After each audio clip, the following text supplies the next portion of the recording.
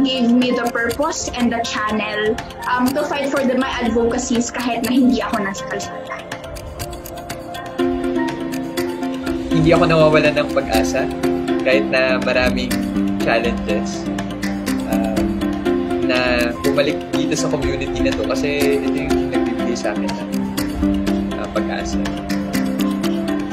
The coalition was able to facilitate and help the transport workers in a big way in terms of their advocacies, in terms of their campaign, and even in terms of facilitating the dialogue to the government.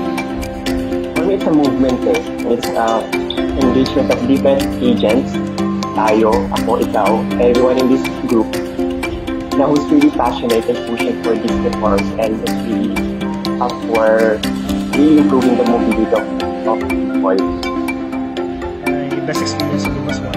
So number one, yung donate a bike, save a job in Naga, because we were somehow able to give back to the frontliners who have been fighting for since the start of the pandemic.